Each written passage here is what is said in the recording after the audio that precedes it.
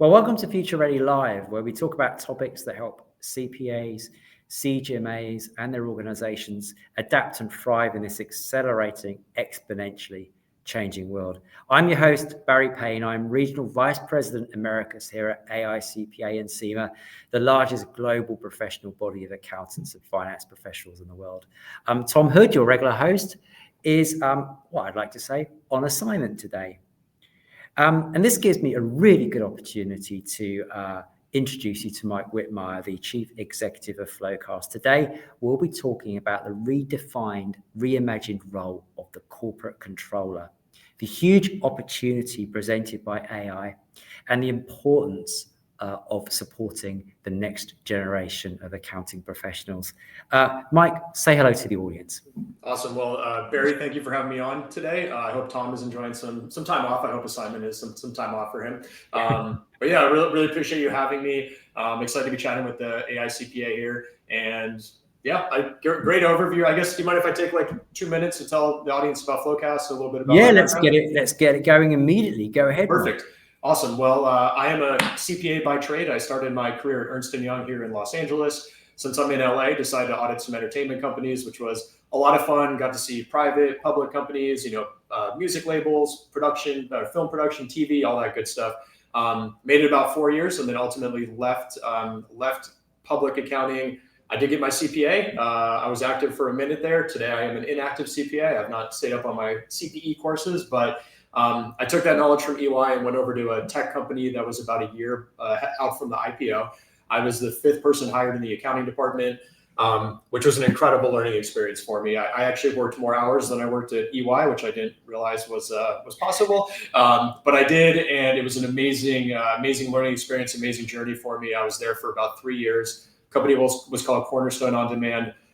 First year was really getting ready to go public and getting to go through that experience, working with the SEC, getting the financial statements issued, but like ERP in place, month-end close process, scaling the team, getting ready to go public, then ultimately going public. Got to be involved in SOX compliance, scaling the organization. And then one day, I just had this epiphany, hey, the month-end close and reconciliation process is a huge pain for us. It's causing us problems downstream as it gets to SEC reporting and Sarbanes-Oxley compliance and board reporting. And so just kind of had that classic entrepreneur moment of, oh, there's got to be a better way to do this. Looked around, didn't really see any software that was super helpful for accountants to get that, really that workflow side down. In the areas of accounting where we collaborate as a team to try to get all of our work done in concert to then issue financial statements, I didn't see a good application for that. So left my job in 2013, started working on FloQast. And that was really our baseline product, was a workflow solution, including checklists where you could assign work off to people, track your reconciliations, automate that tie-out process between Excel workbooks and your ERP, and help you close the books faster and then issue those financial statements that much faster. So that was the founding of the story. We took our product out to market in 2015. Fast forward to today, we are heavily venture funded. We have about 800 employees. We've raised over 300 million to date. Global company, we have about 40 employees out in London. We have about 20 in Sydney. Main offices in the United States are headquartered in Los Angeles. About 120 people here, then 50 in New York, new office in Chicago, fire one up in Austin. And today we support over 3,300 clients using FloQast, which this is mind-boggling to me. We're about to hit 100,000 accountants actually using FloQast on a regular basis, which is a very, very fun statistic to go after. That's enough to fill a big American stadium, that is. That hit me last week like a ton of bricks. I actually just heard that stat for the first time, and that's very cool. That is absolutely massive. I'm so glad we're speaking, because my chosen specialist subject at the moment is the future of the controller. If you imagine your career route from public into industry, that mimics a lot of the members that work in this space.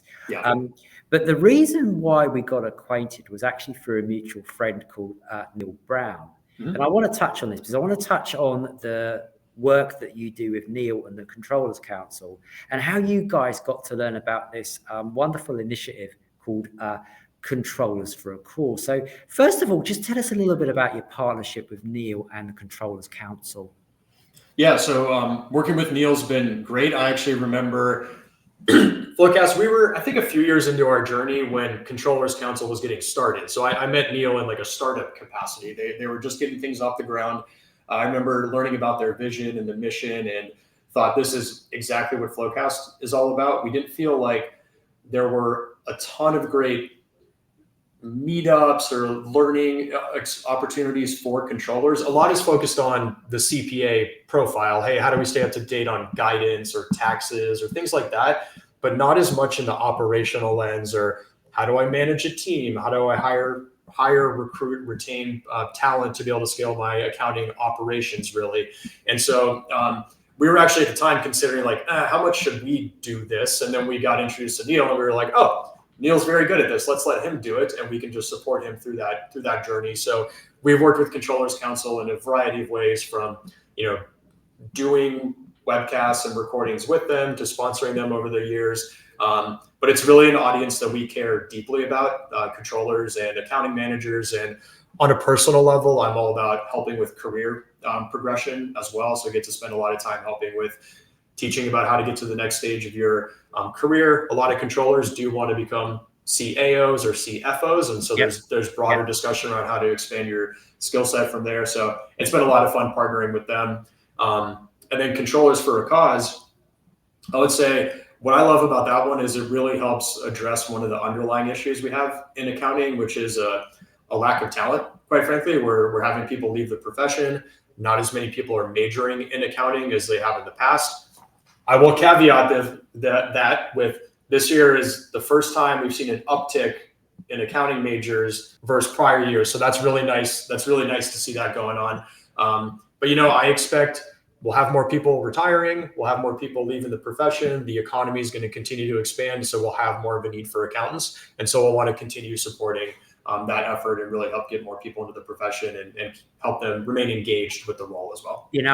I think it's absolutely amazing that you're leaning into the Controls for a Cause.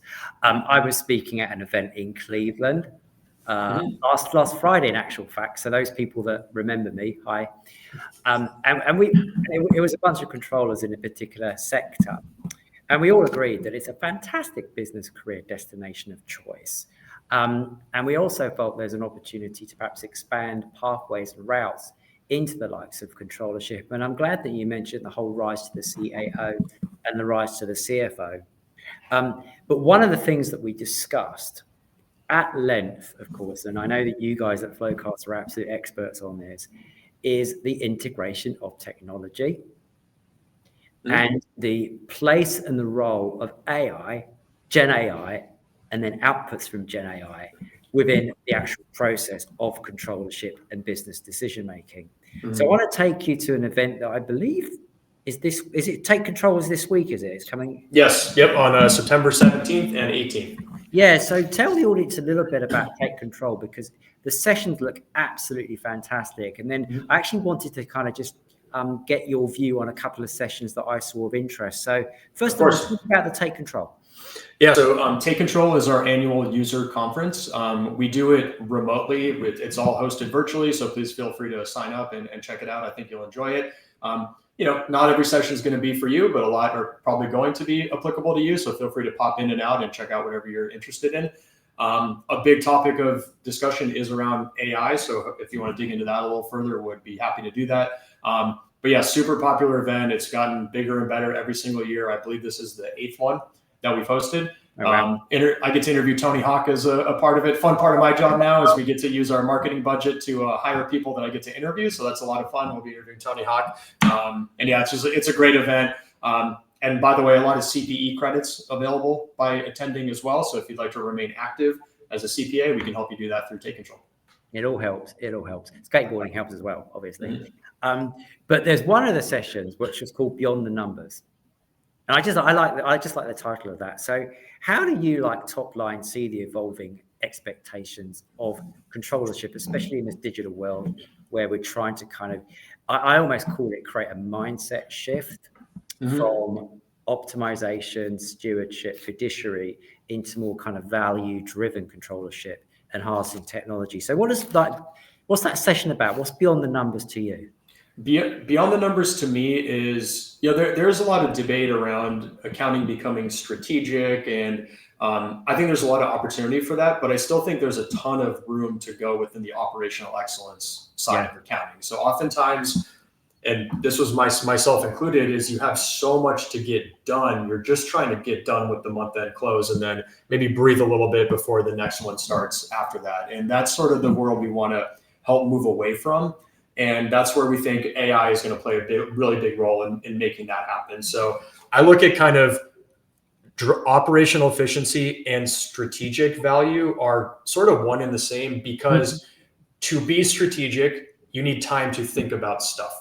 To have time to think about stuff, you need to drive operational efficiency first. So it's really, it all plays together. And that's where I'll plug the FloQast platform. I think broadly speaking, when you use a platform like FloQast, as well in conjunction with a lot of our AI embedded solutions, that allows you to automate some of that mundane work and pick your head up a little bit and think strategically about the transactions that you're booking. So even be strategic about the transaction level work you're doing, but then also be that partner to your CAO or your CFO or the board and help tell a little bit of a story behind the numbers and help be that really impactful for the executive levels as well. So it's sort of one and the same. It's interesting. It's totally, because it's kind of the yin and the yang. In order to do one, you really need to think about the other, but you can't think about the other unless you do, that kind of thing. So you must have seen various different examples on your platform and others about how controllership is actually embracing generative AI. Do you have one or two quick examples of where you see practically, tangibly this making a difference? Yeah. So generative AI is, to me, really promising, but then also specifically being applied to accounting is really scary to me. The idea of, like, at the most extreme levels, right? If we take a step back, anyone who's not done accounting before, they would have the assumption that I could go to a large language model and type, like, produce my financial statements, and it should just be able to spit out based on all the data that exists, whatever. I think if you've been in the weeds, you understand it's a little more complicated than that, and we're probably pretty far away from a world where that exists. So I more so view AI as an incredible tool for helping us drive automation within my accounting department. There are certainly use cases that are more agentic and where you're relying on the judgment of generative AI and the models that are going on behind the scenes. But anytime you're interjecting that into a process or a workflow, we need to have a human in the loop reviewing and approving any work that's being done by AI, because at the end of the day, we're all audited still. And we all go back, and at the end of the day, we're going to get audited whenever, quarterly, annually, however frequently you have to do it. We need to think about audit readiness and how we're using technology. And that is where AI presents the most risk if it's not used properly within an application. So where I actually think there's a ton of opportunity with AI is to leverage these models to level up accountants and controllers and allow them to automate their own work. And fortunately, in our research with AI, what we found it's really stellar at is writing software code. So allowing you to just type whatever you want to have done, and then it can produce code to help you automate that specific thing that you want to get done. And so we've built a platform where you're able to go out and just in English, natural language, go ahead and type out work that needs to get done. We then produce software code for you behind the scenes that is repeatable and auditable and helps you automate whatever mundane task you have going on.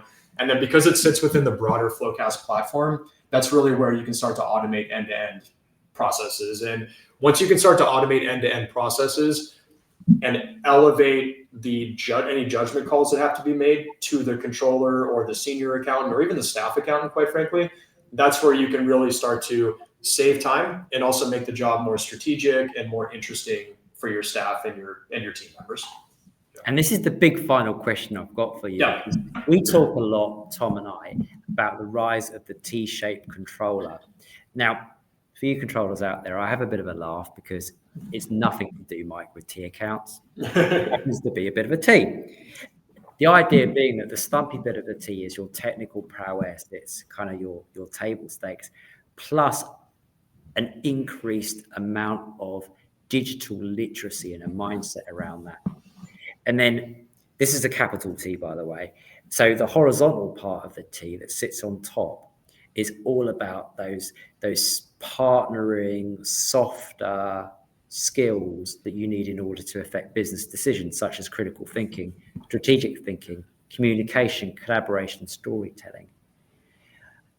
What do you see the key mindsets or skills that you think that controllers need to focus on in order to embody that notion of a T-shaped controller? So I would, first of all, something like a FloQast, the idea here is that we want to be able to give senior accountants or accounting managers, kind of more that level, the ability to go in and automate their own work, and manage that automation, and then really own those tools. So we want as much software to be owned by the accounting department as possible, and review work that would be done today. So for example, let's say there's a journal entry that has to be booked and there's a judgment call that's being made within that journal entry. Maybe it's new to the business. That's where the controller oftentimes, they'd have to review and approve that because that work's being done by the accounting manager or the senior accountant. In a new world with FloQast, that senior accountant or accounting manager has written the software that automates the kind of repeatable part of that job. And then it just surfaces the new part of it to them. Now, the senior accountant or accounting manager, they're now going to have time, and there's going to be appropriate segregation of duties for them to be able to review the judgment call within that workflow. And that to me is the fun stuff. Like, oh, something new happened. Let me think critically about it. Was that done properly? Yes or no? If yes, then we also want to automate that going forward. If no, we need to reject it and go correct how that work was done and do it properly. So now all of a sudden that little review judgment call, the more fun critical thinking part, is done by the accounting manager. Controller gets to level up and think differently about where they can help, right? Because they don't have to do that type of work anymore. So now what we've found is, in terms of operational efficiency, a lot of our clients who have rolled out FloQast, they accelerate the close to the point where the only remaining open item to help them close faster is really other departments getting their work done faster. And accounting is one of the few departments that interacts with every other department within a company. It's like HR, IT, and accounting. They're the three that sort of work with everybody. And oftentimes, for better or for worse, and this was my experience, is accounting is not the number one priority for other departments. No. Certainly not number one. No. So by giving the controller a little more time to spend with other department heads, helping drive cross-functional efficiency, they can either just force the issue a little bit and get that information they need for their team to do their work, or you can start to build automation solutions for those other teams. Like, for example, FloQast is a software company. One of our big journal entries is our capitalized software journal entry. And that requires us working with our engineers to understand what percentage of your time went to bug fixes versus new products versus developer operations versus like admin support, things like that. And then we have to get information from them, start to run our calculations and do all of that.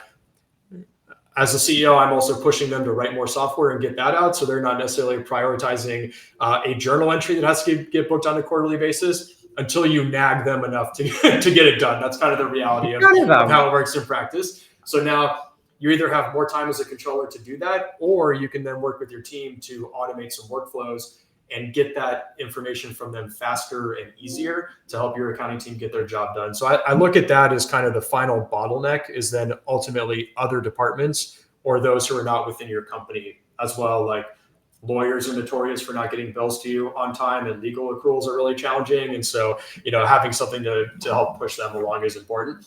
Then you can start to really drive a shorter and shorter close. And once you feel really confident about that and like there's no more room for improvement, you can start to think really strategically and be a higher order thinker to be a partner to the CFO at that point.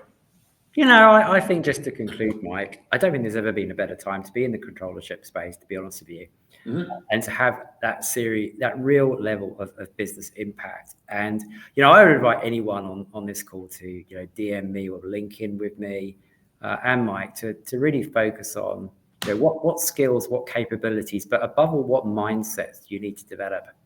And just the last thing about last Friday, when I was talking to these controllers, we spoke a lot about entry-level talent and how entry-level talent needs to be redefined, basically based off what you've just said.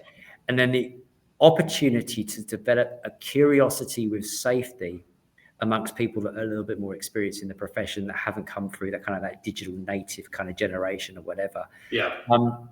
And I think it's such an exciting time. But talking about exciting, we've left our audience with enough material for today. I'm loving by the comments that are taking place on LinkedIn right now. And, please do continue to engage. Do you mind if I touch on the entry level conversation? Very briefly. Otherwise, I'll keep it brief. There's a view that entry level accounts aren't going to be hired very much anymore. And I actually reject that notion a little bit. I think that if you believe in FloQast's view of the future, people coming fresh out of college are going to be insanely effective with FloQast. And that's because they're going to be tech forward, understand technology better than a lot of people. They kind of come from an AI native world. They're able to use it. Yeah. And then where the human element comes into play is fascinating because it's actually a lot more akin to what we learned in college now. It's more textbook type accounting, whereas the world I entered at EY, not much of what I learned in college was applicable on day one of my job at EY. Now, if you join industry, all of a sudden it's thinking about gap knowledge and how are journal entries being booked properly. And that's actually the stuff you learn in college. So I think there's going to be, it's a really exciting opportunity. And I would encourage controllers to please continue hiring entry-level students. Like they're going to be very good at this future of work if they're given the right tools. Without absolute doubt, you've got to strategically continue to grow. Totally. I think there's never been a better business case. And Mike, I'm so glad that you're thinking that way. Yeah. Thanks so much for being with me today, by the way. Thanks for all the work that your organization does, especially with Neil at the Controllership Council. But, genuinely from our heart, Controls for a Cause, it's just a wonderful cause. I invite everyone to look it up and to see what we're doing to help nurture the next generation of professionals. You can find us both on LinkedIn, by the way, both FloQast, Mike and myself. Thank you for joining me. Of course, we're here every other Tuesday. Tom, either Tom or myself, will be back here on LinkedIn in 2 weeks' time. And for then, see you then. Take care, everyone.